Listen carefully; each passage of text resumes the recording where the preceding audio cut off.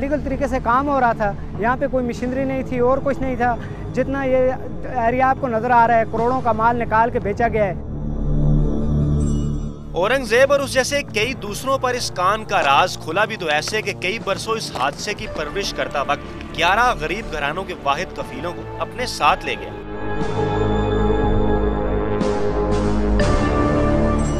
और यूं समा की टीम ने ये जानने की ठान ली कि एबटाबाद के इलाके तरनवाई की जमीन से सैकड़ों फुट बुलंद ये कान बीट के नाला के पहाड़ों अंदर कब से सरगोशियों में मसरूफ थी और आखिर इसकी तहों में छुपे खजाने का राज था क्या। इसको फास्फेट बोलते हैं हम लोग। ये भी एक मिनरल है और इसका ज़्यादा इस्तेमाल जो है वो जनाब अली खाद का इस्तेमाल होता है। हजारा के पहाड़ों से फास्फेट की दरियाफ्त खासी पुरानी है। 80 की दहाई में बनाई गई ये कान हजारा फास्फेट कंपनी के दौर की याद दिलाती है, जब इन पहाड़ों से कानूनी, तकनीकी और साइंसी तरीकाकार से फास्फेट निकाला जाता रहा। इस दौर के एक कानकुन मोहम्मद अली वक्त की सुइयां घुमाकर हमें कई बरस पीछे ले गए।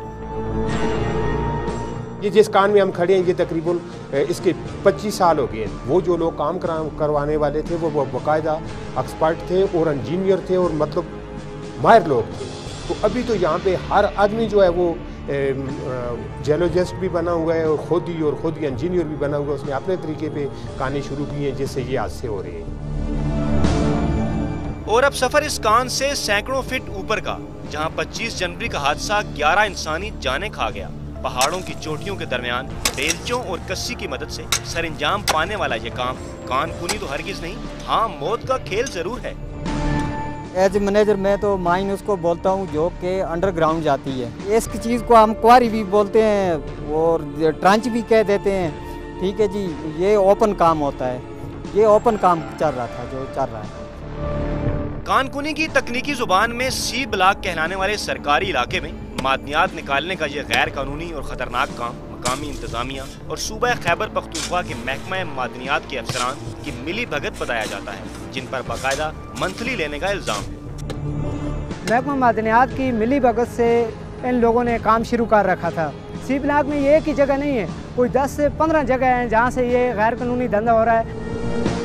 सरकारी अमलाक से करोड़ों के मादनी ज़खायर की दरियाफ्त का सरकारी रिकॉर्ड में कोई जिक्र नहीं। सरकारी मुलाजमीन और मकामी ठेकेदारों के माल बनाने के इस मंसूबे में 300 रुपए के दिहाड़ीदार मजदूरों की जिंदगी और मौत की भला किसको फिक्र थी।